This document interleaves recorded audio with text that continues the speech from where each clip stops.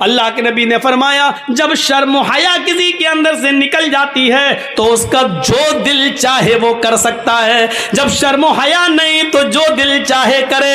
اب اس کے اوپر کوئی چیز نہیں رہ گئی جب شرم و حیا ہی نہیں رہی۔ اللہ کے نبی چیخ کر کہتے ہیں ان اول ما یرفع عن حاذل امتی الحیاء والامانۃ، ہماری امت سے سب سے پہلے جو چیز اٹھائی جائے گی وہ حیا ہے، شرم میں سب سے پہلے یہ دور کر دی جائے گی۔ آج شرم و حیا بک چکی ہے، نیلام ہو چکی ہے، شرم و حیا نام کی کوئی چیز نہیں رہ گئی ہے، شرم و حیا نام کی کوئی چیز آج باقی نہیں رہ گئی ہے۔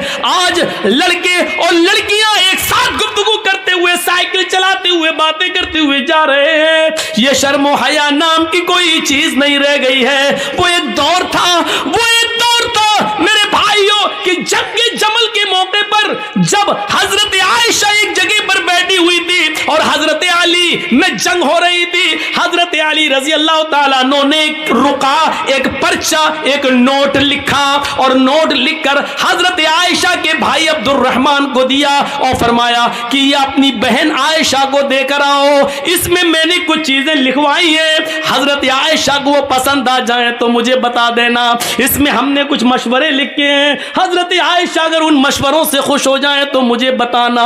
اوہ میرے نوجوان ساتھیوں، آئے معظم پور کے لوگوں، آئے اس گاؤں میں رہنے والوں، آئے بنگال سے جڑنے والوں، سنو، حضرت عبد الرحمن حضرت عائشہ کے بھائی حضرت علی کا پرچہ لے کر آ رہے ہیں، گھوڑے پر بیٹھے ہوئے، گھوڑے کی پیر کی ٹھوکریں دھول اڑا رہی ہیں، اس دھول میں حضرت عائشہ سمجھ نہیں پائی کہ اس گھوڑے پر بیٹھ کر کون آ رہا ہے۔ حضرت عائشہ نے جلدی سے پردہ کر لیا اور جلدی سے اپنا چہرہ چھپا لیا اور منہ موڑ لیا، اور عبد الرحمن آتے ہیں اور ان کے ہاتھ میں پرچہ دیتے ہیں، لیجئے یہ پرچہ حضرت علی نے دیا ہے۔ حضرت عائشہ نے اس پرچے کو لیا اور پرچہ پڑھنے سے پہلے کہا اے اللہ یہ کون سا دور آ گیا ہے، اے اللہ یہ کیا زمانہ آ گیا ہے، اب لوگ میرے پاس دلیری کے ساتھ آنا شروع ہو گئے ہیں، اب میرے پاس آنے میں شرماتے بھی نہیں ہیں، اے اللہ یہ کیا دیکھ رہی ہوں میں کہ لوگ اب بالکل نڈر ہو گئے اور لوگ میرے پاس برجستہ آنے لگے ہیں، پہلے آواز دیتے تھے، اپنا نام بتاتے تھے، سب کچھ کہتے تھے، اس کے بعد میرے پاس آتے تھے، اے اللہ اب لوگوں میں اتنی جرات اور بے باکی ہو گئی ہے، اتنی نڈرتا آ گئی ہے کہ اب ڈائریکٹ ہم سے پاس آ گئے اور ہم سے باتیں کرنے لگے۔ حضرت عبد الرحمن نے جب اپنی بہن عائشہ کے منہ سے یہ جملے سنے تو کہتے ہیں اے بہن ذرا پلٹ کر دیکھو، میں تمہارا اپنا بھائی عبد الرحمن ہوں، میں غیر نہیں ہوں۔ تب حضرت عائشہ نے پلٹ کر دیکھا تو سامنے ان کے سگے بھائی کھڑے تھے، تب انہوں نے اطمینان کا سانس لیا، تب انہوں نے چین کی سانس لی۔ میرے بھائیوں حضرت عائشہ کا پردہ کرنا اور اپنے بھائی سے کو پہچان نہ سکیں تو یہ کہنا اب لوگوں میں یہ کتنی دلیری اور بہادری پیدا ہو گئی ہے کہ وہ اب بلا روک و ٹوک میرے پاس آ جاتے ہیں۔ اے اللہ یہ میں کیا دیکھ رہی ہوں، غور کیجئے اس جملوں پر، حضرت عائشہ کی زبان سے یہ نکلنے والے جملے آج ہماری ماں بہنوں کو کیا درس دیتے ہیں۔ آج ان کی جرات و بہادری دیکھو، جس کے ساتھ جائیں چلی جاتی ہیں، جس کے ساتھ جائیں ٹہل لیتی ہے، جس کے ساتھ بیٹھنا چاہے بائک پہ سوار ہو جاتی ہے، جس کے ساتھ جانا چاہے مارکیٹ میں چلی جاتی ہے۔ ذرا تصور کرو میرے پیارے ساتھیوں، حضرت عائشہ تو اپنے بھائی سے بھی نہیں دیکھ رہی ہیں، جب پتہ چلتا کہ یہ میرے بھائی ہے تب انہوں نے چہرہ کھول کر اپنے بھائی کو دیکھا، کہا کہ اب کوئی بات نہیں، اب شک میرا دور ہو گیا ہے۔ ذرا تصور کیجیے حضرت عائشہ کو یہ بھی پسند نہیں کہ کوئی آئے اور بغیر مجھے اپنا نام بتائے اور بغیر اجازت لیے ہوئے مجھ سے ملے۔ میری ماں بہنوں ہمیں سوچنا پڑے گا کہ یہ سب کیا ہے اور آج ہم کس دلدل میں گھسے ہوئے ہیں۔ ترقی ترقی اس کو نہیں کہا جا سکتا ہے جس کو ہم ترقی کا نام دے رہے ہیں. یہ ترقی نہیں ہے جس کو ہم ترقی کہہ رہے ہیں. ترقی آپ کو کرنا ہے تو 1400 سال پیچھے کی طرف آپ کو جانا پڑے گا. جیسا کہ کل میں نے ایک واقعہ سنایا تھا کہ پاکستان کی ایک لڑکی جس کا نام شہناز ہے, آج بھی وہ پائلٹ ہے لیکن چہرے کا پردہ کرتی ہے اور ہاتھ میں گلیوز پہنتی ہے اور ہوائی جہاز اڑاتی ہے, سعودیہ تک کی دوری طے کرتی ہے. اس کو سعودی اور کویت اور دبئی تمام لوگوں نے اس کو دعوت دی, لیکن اس نے کہا نہیں, ہم پاکستان کی لڑکیوں کے لیے عبرت بننا چاہتے ہیں, ان کو یہ سبق دینا چاہتے ہیں کہ ہم پردے کے اندر بھی اگر ترقی کرنا چاہیں تو کر سکتے ہیں. پردہ ہماری ترقی میں رکاوٹ نہیں ہے. ذرا تصور کریے آپ, یہ کیا چیز تھی, یہ کون سا جذبہ تھا. اللہ کے نبی اعلان کر رہے ہیں کہ النساء حبالۃ الشیطان. اب کیا رہ جاتا ہے اس حدیث کے بعد, اس جملے کے بعد اب کیا رہ جاتا ہے؟ میری بہنوں برا مت ماننا, اللہ کے نبی نے کیوں کہا ہے النساء حبالۃ الشیطان, عورتیں یہ شیطان کی رسیاں ہیں. نہیں, تمہیں برا نہیں ماننا چاہیے, ساری عورتیں اس میں شامل ہیں. کیا ہماری ماں نہیں ہے؟ کیا جرجیز کی بہن نہیں ہے؟ کیا جرجیز کی ماں نہیں ہے؟ عورتوں میں تو وہ بھی شامل ہے. تو پھر یہ کیوں سمجھتی ہو کہ میں تمہیں کہہ رہا ہوں شیطان کی رسی؟ جہاں اللہ کے نبی صلی اللہ علیہ وسلم نے تمہیں شیطان کی رسی کہا ہے, وہاں یہ بھی فرمایا ہے کہ ان الدنیا کلھا متاع وخیر متاع الدنیا المرأۃ الصالحہ. دنیا ساری کی ساری فائدہ حاصل کرنے کی چیز ہے, اور سب سے بہترین پونجی, سب سے بہترین فائدہ حاصل کرنے کی چیز جس سے فائدہ اٹھایا جائے وہ نیک عورت ہے. غور کرو, یہ بھی کہا جہاں شیطان کا جال کا ہے, شیطان کی رسی کا ہے, وہاں دنیا کی سب سے محبوب چیز بھی تمہیں بتایا ہے. اب دونوں کے فرق کو سمجھو. کیا کہا ہے؟ النساء حبالۃ الشیطان لیصید بها الرجال, لیصید بها الرجال. شیطان کی رسیاں ہیں یہ عورتیں, اور شیطان اسی جال کو ڈال کر, اسی رسی کو ڈال کر مردوں کا شکار کرتا ہے. شیطان جب کسی آدمی کو پھانستا ہے تو اسی شکار کا استعمال کرتا ہے, اسی جال کو پھینکتا ہے, اسی کو خوبصورت بنا کر مردوں کے سامنے پیش کرتا ہے. یہ چیز چیخ چیخ کر اللہ کے نبی نے کہا ہے, اسی کے ذریعے وہ بہکانے کی کوشش کرتا ہے. اور نہیں مانتے ہو تو سنو, بیت المقدس فتح ہو چکا ہے. مسلمانوں نے بیت المقدس کو دیکھنے کے لیے حضرت عمر فاروق کے پاس خبر بھیجی ہے, امیر المومنین بیت المقدس ہم نے فتح کر لیا ہے, آپ آئیے اور آپ 2 رکعت نماز اس میں پڑھا دیجئے تاکہ ہم آپ کے پیچھے نماز پڑھ لیں. بیت المقدس آئیے. حضرت عمر مدینے سے بیت المقدس کی طرف سفر کر رہے ہیں, بیت المقدس کی طرف چل رہے ہیں, بیت المقدس کی طرف جا رہے ہیں, بیت المقدس کی طرف جا رہے ہیں. راستے میں یہودیوں کی بستی پڑتی ہے, عیسائیوں کی بستی پڑتی ہے. راستے میں یہودی بھی ہیں, عیسائی بھی ہیں, ان کی بستی پڑی ہوئی ہے. ان یہودیوں نے اور عیسائیوں نے اپنی اپنی لڑکیوں کو نیم برہنہ, آدھی ننگی لڑکیوں کو اپنے گھروں کی چھتوں پر کھڑا کر دیا ہے, اور یہ کہہ رکھا ہے کہ دیکھو اگر عمر کا کوئی بھی ساتھی تم میں سے کسی کو آواز دے یا اشارے سے بلائے تو تم میں سے کوئی بھی منع نہ کرے, جس کو بلائے وہ اس کے ساتھ چلی جائے. اگر عمر کے کسی ایک آدمی نے تمہارے ساتھ منہ کالا کر لیا, عمر کے کسی ایک ساتھی نے اگر تمہارے ساتھ زنا کر لیا, عمر کے کسی ایک ساتھی نے بھی اگر تمہارے ساتھ جسمانی تعلق قائم کر لیا تو ہم کامیاب ہو جائیں گے. اپنے مقصد میں یہودیوں نے اور عیسائیوں نے اپنی لڑکیوں کو نیم برہنہ اپنے گھروں کی چھتوں پر کھڑا کر دیا. غور کرو, یعنی شیطان نے اپنا جال بچھا دیا صحابہ کو بدنام کرنے کے لیے, صحابہ کو برباد کرنے کے لیے, صحابہ کے ایمان کو جھنجھوڑنے کے لیے, صحابہ کے ایمان کو ختم کرنے کے لیے. ادھر حضرت عمر فاروق کو جب یہ پتا چلا کہ ان یہودی اور عیسائیوں نے ایسا کر لیا تو انہوں نے حکم دیا کہ لوگوں میں پیچھے پیچھے چلوں گا, آگے آگے نہیں. سنو, یہودیوں کی لڑکیاں گندے اشعار پڑھیں گی, اپنی طرف تمہیں بلائیں گی, اپنی طرف تمہیں مائل کریں گی, میک اپ کیے ہوئے ہوں گی اور نیم پر آنا ہوں گی. آئے میرے ساتھیوں, تم لوگوں نے ایک لمبی جنگ لڑی ہے, کئی مہینوں سے تم اپنے گھر میں ہی گئے ہو سکتا ہے کہ تم میں سے کسی کو اپنی بیوی کی یاد آ رہی ہو, کیونکہ کئی مہینے تم جنگوں میں رہے ہو اور اپنے بال بچوں سے, اپنی بیوی بچوں سے تم ملے نہیں ہو. اس لیے ہو سکتا ہے تھوڑی دیر کے لیے تمہاری نظریں ان یہودی لڑکیوں پر ٹک جائیں, ان عیسائی لڑکیوں پر ٹک جائیں, اور یہ بھی ہو سکتا ہے کہ نظروں سے نظریں ملیں اور یہ تیر نظروں کے راستے سے دل کے اندر پیوست ہو جائے. کہیں ایسا نہ ہو کہ پھر تم میں سے کوئی غلط کام کر بیٹھے. میں ننگی تلوار لے کر باہر پیچھے پیچھے چلوں گا, اگر تم میں سے کسی ایک کی نظر یہودی کی لڑکی پر اور عیسائیوں کی لڑکی پر پڑے گی تو میری تلوار اس کی گردن کی اوپر چلے گی. تمہارے قرآن کا حکم ہے قل للمؤمنات یغضضن من ابصارهن ويحفظن فروجهن ولا يبدين زينتهن, کہ تم جب بھی بازاروں میں یا کہیں چلو تو اپنی نگاہیں نیچی کر کے چلو. یہ عورتوں کا حکم ہے تو تمہیں بھی حکم ہے قل للمؤمنین یغضوا من ابصارهم. آئے محمد کے ساتھیو, تم بھی نگاہیں نیچی کر کے چلو. تمہیں بھی حکم ہے اپنی نگاہیں نیچی رکھنا اور قرآن کی آیت پڑھتے ہوئے نکل جانا, کوئی کسی کی طرف نظر اٹھا کر نہیں دیکھے گا.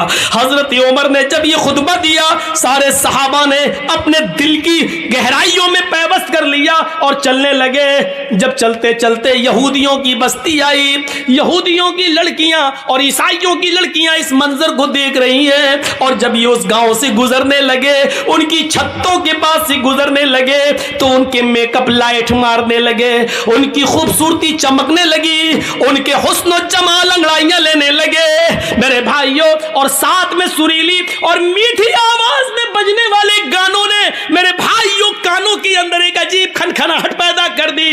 لیکن جب وہ گانا گا رہی تھی تو محمد کے ساتھی, عمر فاروق کے یہ ساتھی چیخ چیخ کر قرآن کی آیت پڑھنے لگے قل للمؤمنین یغضوا من ابصارهم ويحفظوا فروجهم قل للمؤمنین یغضوا من ابصارهم ويحفظوا فروجهم. تھوڑی دیر لگی ہے کہ آپ کا یہ قافلہ اور صحابہ کا یہ قافلہ تھوڑی دور نکل جاتا ہے.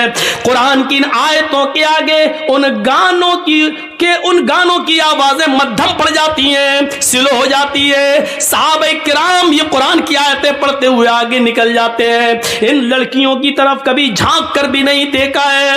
ان لڑکیوں نے سوچا ہمارے ماں باپ تو ہماری عزت کا سودا کرنے کے لیے تیار ہو گئے, لیکن عمر کے ساتھیوں نے ہماری طرف نظر اٹھا کر بھی نہیں دیکھا, ہماری عزت و آبرو کو محفوظ رکھا, کسی نے ہماری عزت و آبرو سے کھلواڑ نہیں کیا. لہٰذا یہی وہ لوگ ہیں جو آگے بھی ہماری شرمگاہ کی, ہماری عزتوں کی حفاظت کریں گے, ہماری باڈی اور ہمارے جسموں کی حفاظت کریں گے, جنہوں نے ہمیں گھاس نہیں ڈالی. اگر ہم ان کی بیوی بن جائیں, ہم ان کی رفیق حیات بن جائیں, ہم ان کی شریک حیات بن جائیں تو یہ ہمارا کتنا احترام کریں گے. وہ اپنی چادریں اوڑھ کر, اپنا جسم چھپا کر گھروں کی چھتوں سے نیچے اترتی ہیں اور بھاگتی اور دوڑتی ہوئی جاتی ہے اور کہتی ہیں اے عمر کے ساتھیو, اے عمر کے ساتھیو, اے امیر المومنین کے ساتھیو, اکیلے کہاں چلے جا رہے ہو؟ ہماری عزت و آبرو کی حفاظت کر کے ہماری طرف نظریں اٹھا کر بھی نہ دیکھے اور چلے جا رہے ہو. ہمارے ماں باپ نے تو ہماری عزتوں کا سودا کر دیا تھا, لیکن تم نے ہماری عزت و آبرو کی طرف نظر اٹھا کر بھی نہیں دیکھا. تم ہی ہماری حفاظت کر سکو گے. تمہاری پاس جو کتاب ہے وہ کتاب ہمیں ایک نئی زندگی دے سکتی ہے, وہ کتاب ہی ہماری زندگی میں انقلاب پیدا کر سکتی ہے, وہ کتاب ہی ہماری زندگی میں ایک نیا رول ادا کر سکتی ہے. اے محمد کے ساتھیو, مجھے بھی اپنے ساتھ لیتے چلو, ایسے نہیں لے جا سکتے ہو. तो मैं कलमा पढ़ने के लिए तैयार हूँ। अशहदु अल्ला इलाहा इल्लल्लाह व अशहदु अन्ना मुहम्मदन अब्दुहु व रसूलुहु। इन्होंने कलमा पढ़ा, फिर हजरत उमर फारूक ने उनको दर्श दिया। आए मेरी बहनों, तुमने कलमा पढ़कर इस्लाम कबूल कर लिया है, अब तुम अपनी बस्ती में रुकी रहो। हम बैतुल मुकद्दस से जब लौट कर वापस आएंगे और बैतुल मक़दिस से जब हम वापस मदीने की तरफ जाएंगे तो हम तुम्हारी शादियां करवाएंगे, हम तुम्हें किसी की बीवी बनवाएंगे और फिर तुम्हें भी अपने साथ लेकर चलेंगे। हाँ हाँ, इस्लाम ही तुम्हारी हिफाजत करेगा, इस्लाम ही के अंदर तुम्हें सुकून मिलेगा, इस्लाम ही तुम्हें इज्जत की जिंदगी देगा।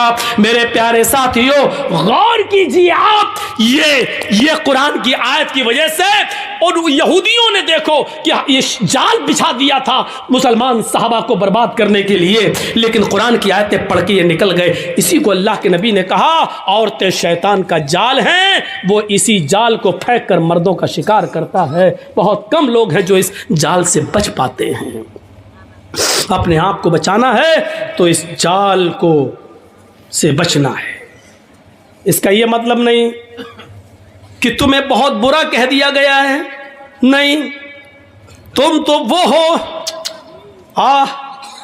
यकीन मानिए, अब औरत को का दूसरा पहलू भी देखिए। एक तरफ शैतान का जाल है, लेकिन जब औरत इस्लाम के दायरे में आती है और ईमान उसके अंदर पैदा होता है तो ये औरत फिर वो चीज़ है जो फिरौन जैसे जालिम बादशाह के सामने निडर हो जाती है और सामने खड़ी हो जाती है। जब फिरौन की बच्ची को कंगी करते हुए आसिया के हाथ से कंगी गिर जाती है और वो जमीन से कंगी उठाते हुए उसके मुंह से निकलता है बिस्मिल्लाह बिस्मिल्लाह, तो फिर उनकी बच्ची कहती है तुमने ये किसका नाम लिया?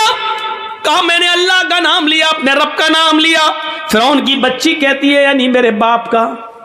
आसिया कहती है नहीं, उस अल्लाह का जो मेरा भी अल्लाह और तेरे बाप का भी अल्लाह है। फिर उसने अपने बाप से अपनी आसिया की शिकायत की, फिरौन ने तलब कर दिया। जब तलब कर लिया तो फिरौन के सामने खड़ी होकर ललकारती और कहती है कि हाँ, मेरा अल्लाह तेरा अल्लाह वही है जिसने हमें भी पैदा किया और तुझे भी पैदा किया है। ये औरत फिर लरसती नहीं, कांपती नहीं, सताया गया, मारा गया, लेकिन फिर नहीं तब्दील होती है। फिर आग जलाई जाती है, उसके सामने एक आदमी को लाकर पकड़कर डाला जाता है, वो फौरन चुरमुरा जाता है। आसिया बदलती है कि नहीं बदलती है? बोल, चेंज होती है या नहीं होती है? जवाब देती है रसूल हमें भी इजाजत दीजिए कि हम मैदान जंग में जाएं, हम भी लड़े और कत्ल हो जाएं और अल्लाह मुझे जन्नत में जाने का हुक्म नाफिज फरमाए। औरतों का जज्बा देखो, औरतें आती हैं और इजाजत मांग रही हैं, लेकिन अल्लाह के नबी सल्लल्लाहु अलैहि वसल्लम फरमाते हैं औरतों तुम्हें जंग में जिहाद की इजाजत नहीं दी जाएगी, तुम अपने घरों में रहकर अपने शौहरों की खिदमत करो, अपने बच्चों को पाल पोस कर बड़ा करो, तुम्हें वही सवाब दिया जाएगा जो इन मर्दों को, इन सहाबा को जिहाद का दिया जा रहा है। अंदाजा लगाइए, औरतें कभी किसी मैदान में पीछे नहीं रही हैं। कहां हैं औरतें पीछे? कभी नजर डाल के देखो इस्लामी तारीख पर, औरतें कभी पीछे नहीं रही हैं, किसी भी मैदान में पीछे नहीं रही हैं। उस औरत को देखो, उस औरत को देखो जो अपने छोटे छोटे बच्चों से कहती है, एक बच्चे की उम्र 7 साल और एक बच्चे की उम्र 9 साल, कहती है मेरे बेटो ये जो सामने खड़ा है ये अबू जाल है, ये तुम्हारे नबी जनाब मोहम्मद रसूलुल्लाह को गालियां देता है।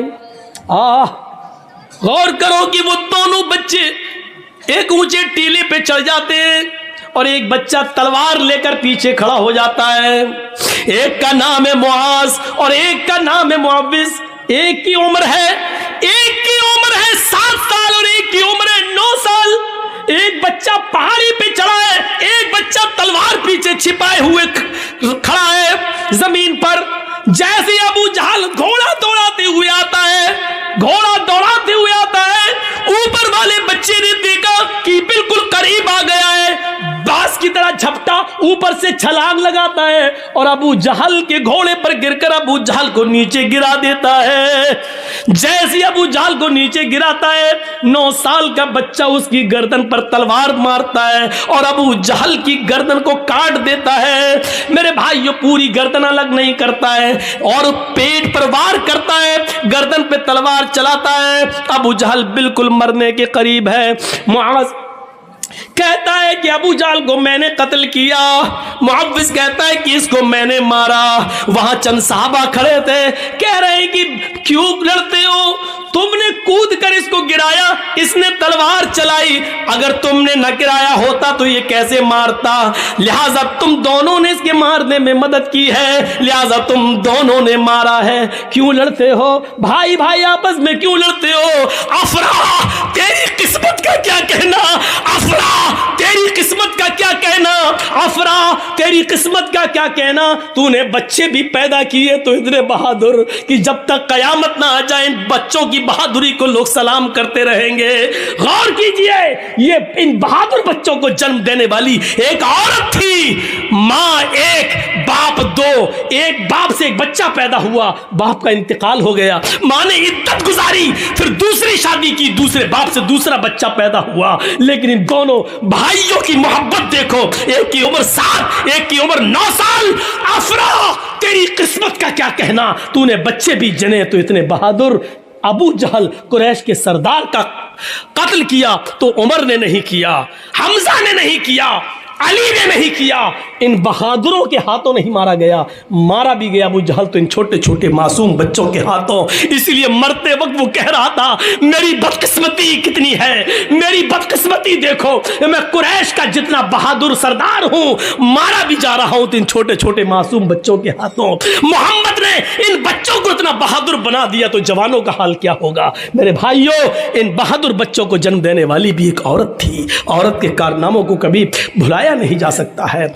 ये वही खंसा थी, ये वही खंसा थी जो हालत कुफ्र में अपने भाई जब उनको कत्ल कर दिया गया तो रोती थी, अपने भाई सखर की याद में रोती थी, और जब भी सूरज निकलता था और बिस्तर पे सोने जाती थी तो रोती थी, कहती थी युज़क्किरुनी तुलू शम्सी सखरा अज़कुरुहु लिकुल्लि गुरूब शम्सिन। ऐ सूरज तू क्यों निकलता है, मत निकला कर।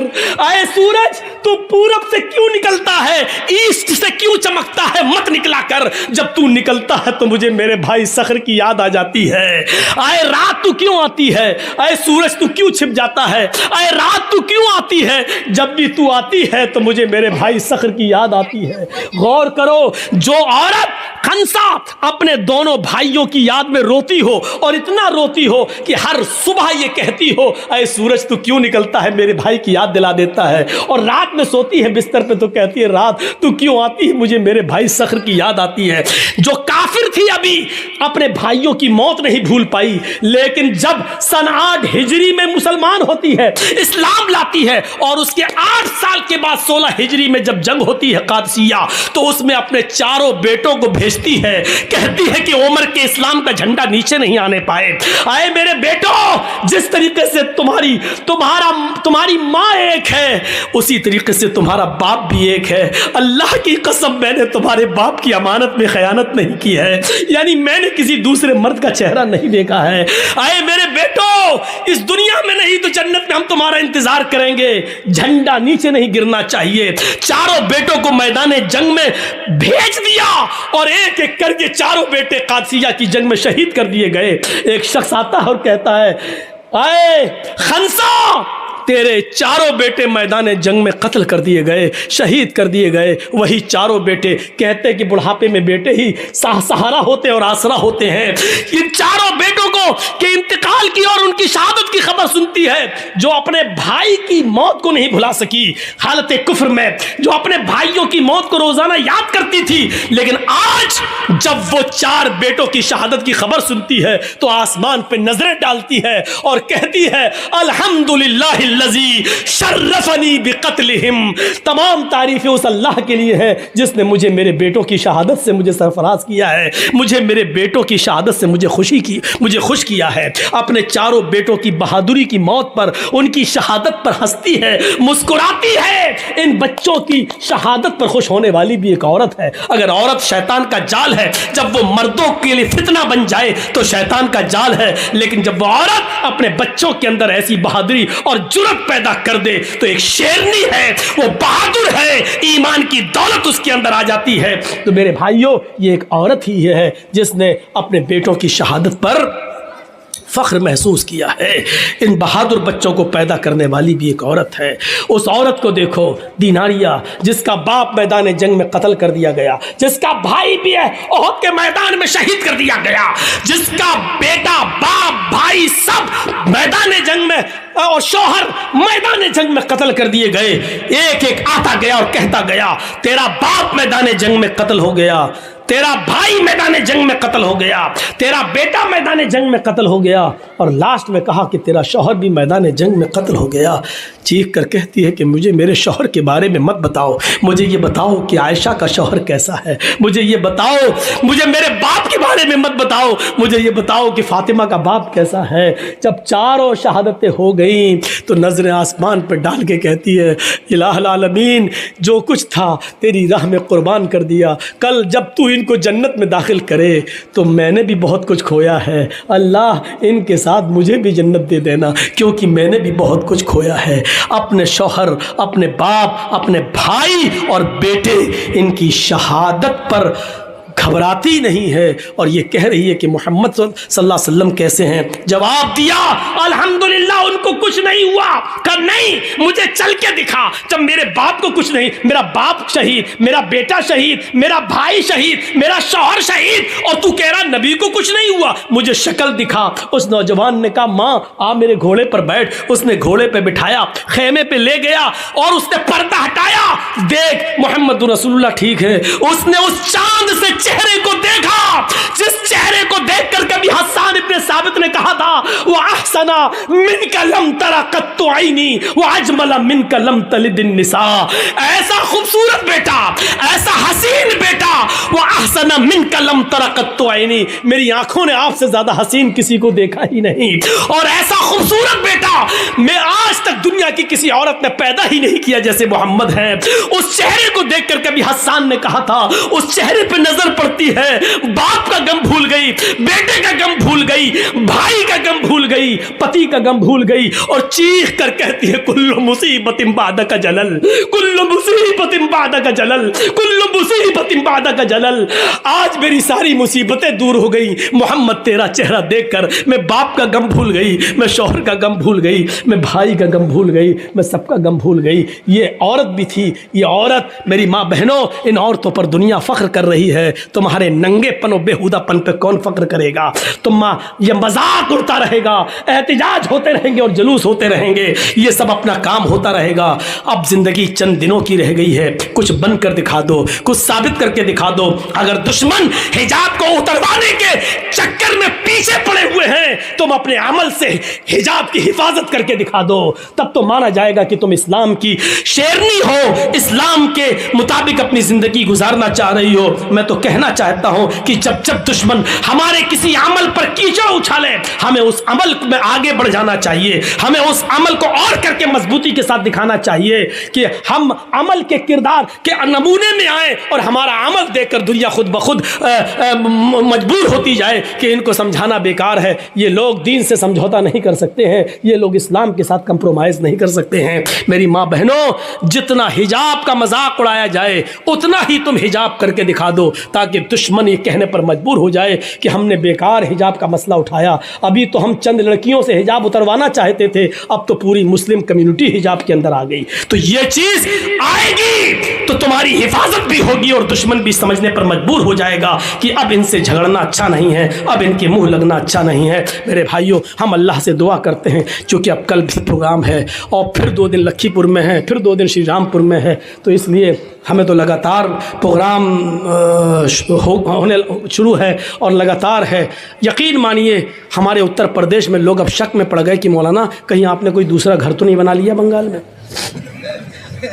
یہاں تک کہنے لگے، طنز بھی مارنے لگے ہمارے اوپر کی، جب بھی کہاں ہے بنگال، فون آتا بنگال، ارے مولانا ہمیں کچھ دال میں کالا لگتا ہے، کہیں ایسا تو نہیں کہ آپ نے بنگال میں کوئی دوسرا گھر بنا لیا ہو، اس طریقے کی باتیں، یعنی بنگال والوں سے ہمیں انسیت ملا، پیار ملی، محبت ملی، ہم چاہتے کہ برقرار رہے۔ اللہ سے دعا کرتا ہوں کہ بار الہ ہماری ماں بہنوں کو پردہ کرنے کی توفیق عطا فرما، ہمارے مردوں میں بھی اسلام کی خوبیاں پیدا فرما دے اور اسلام کے اندر ان کو پورا پورا داخل فرما دے۔ وما علینا الا البلاغ المبین وآخر دعوانا ان الحمد للہ رب العالمین۔ السلام علیکم ورحمۃ اللہ۔